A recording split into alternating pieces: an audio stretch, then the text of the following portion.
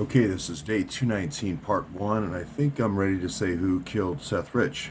Again, it's important to solve the murder of Seth Rich, but it's more important even to solve the conspiracy because it's going to mean the death of so many more people, including the president potentially. So, I think I've pointed out that Imran and Wan had all these car sites, and he had this car dealership, and he had this car dealership down in Richmond, Virginia, that he was connected with the Awan brothers.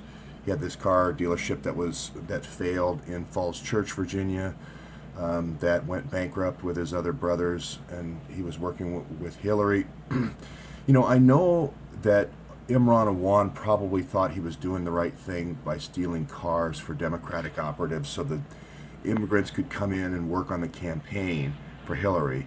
But then you have all these cars left over when the campaign is over. So you sell them through your dealerships and so forth, and you also start shipping them to Pakistan and India.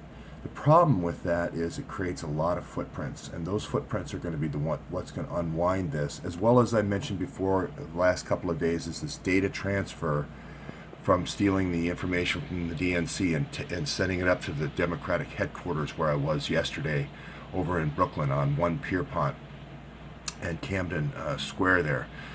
The reason I take people to kind of the minor places first to set up the background is because you want to be around when you actually spill the beans.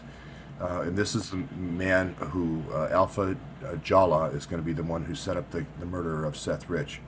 I said it was either going to be Nigerians, Somalians, or Pakistanis. I still think a Pakistani set him up for the thing. And then I said at the lowest level it was going to be MS-13. He's going to hire two MS-13 guys, and they're going to be the team that ends up killing Seth Rich. Now, again, this Mr. McCabe left some footprints here too, because these Alpha Jalloh was arrested at the end of November in New Jersey. Obviously, everybody knows now I am in New York and New Jersey, and I don't know if which one of these is him. I haven't had time to go through all the photographs, but people out there on the internet will. He's released, and this is always the thing that happens when you do with an FBI informant. When you get greedy, you release them and you use them for your own political purposes. And that's exactly what happened here. You're going to find him, Alpha Jalloh, going to that same Pierpont address. I've got several footprints, and there's going to be more now that I've published his name. And you're going to find him going to the DNC.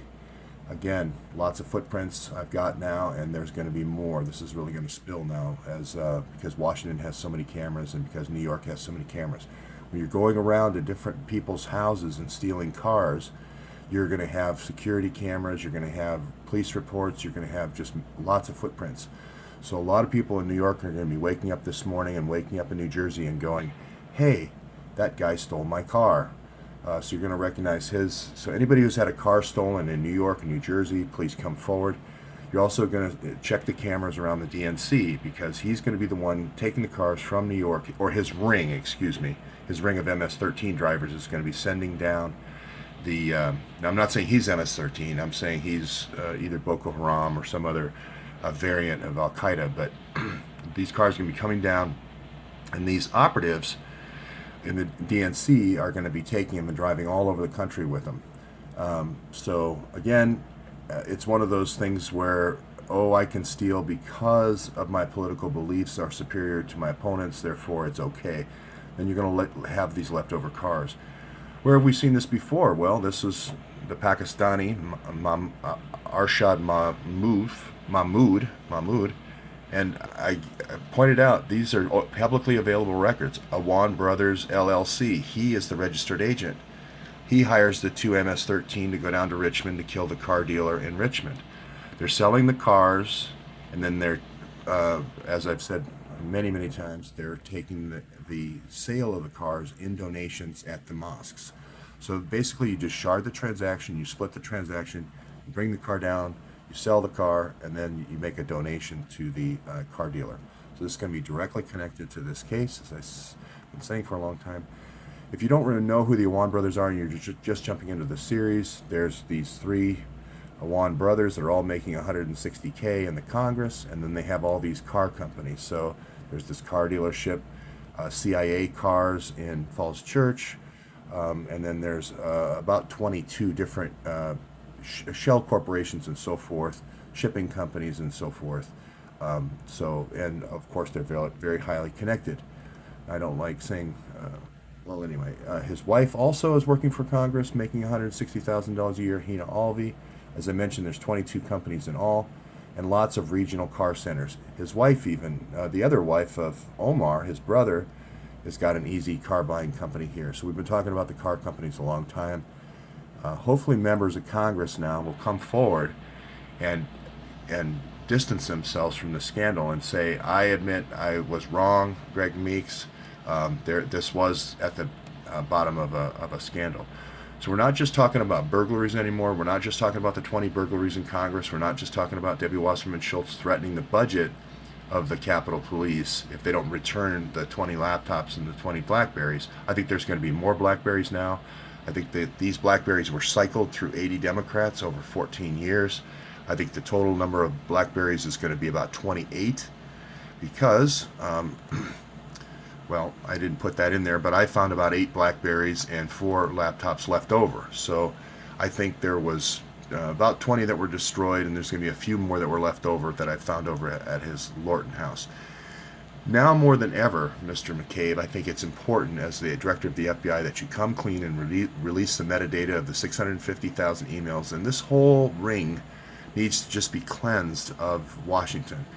Now there are reports, and I'm not going to confirm them because I don't have, but well, I'll just say this. Mr. Kallstrom, the former number 3, no grand jury, no subpoenas, no court orders, immunity for all the co-conspirators. Now he's talking about the Hillary server investigation, but he could be talking about the Huma server investigation, or he could be talking about the Awan brothers, or he could be talking about the Seth Rich investigation.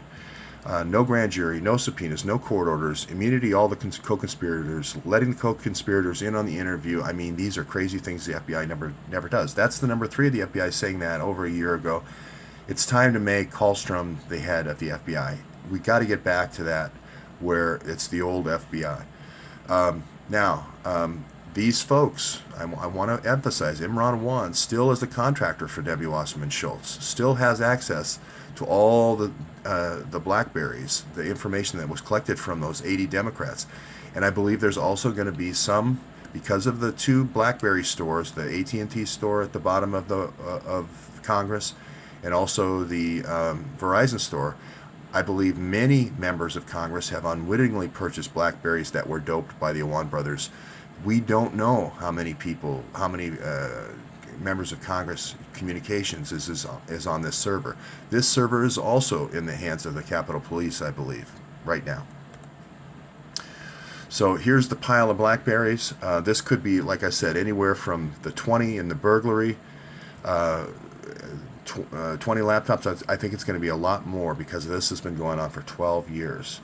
Andre Taggart, I'm not sure what your role is in this, but this is the time to step forward. I know you're a proud Marine. I know you think you're doing the right thing for your country, but I believe this is the time to step forward. Get out of this. I know you're protecting the house, protecting the laptops, protecting the Blackberries, but really, sir, you are a great American, and there is no reason why you should be involved in this kind of treachery and so forth. You're just doing your job. And I know you're from Jacksonville, North Carolina. I know you're not from Lorton. Your wife, if she's your wife with naval intelligence, just think she's doing the right thing.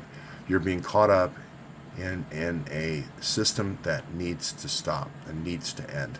Please come forward. I'm sure you'll get immunity through the CIA. I think Mike Pompeo is going to be the person to go to. I'm not going to go into how the house is in literally a state of fear. You could feel it walking through the halls. I walked through the halls 3 days. I went to the places they eat and so forth. The house is in a living state of fear. There's still a few people with, they used to say shit-eating grins when I was going to school, but just, Cheshire grins, thinking they're going to get away with this. This is collapsing, as I've said. Now we're in like the 20th level of the World Trade Center. We've come down about 80 floors in this collapse here. And as I've said before, there are more and more people coming forward describing what the thin clients were that the Wads had placed around the Capitol building, and more people coming forward, putting more meat on the bones of what the offsite server had. So all this data is going to be in the 650,000 emails. Now I believe the 650,000 emails is just a part of the total number of the email that's been stolen over the last 12 years.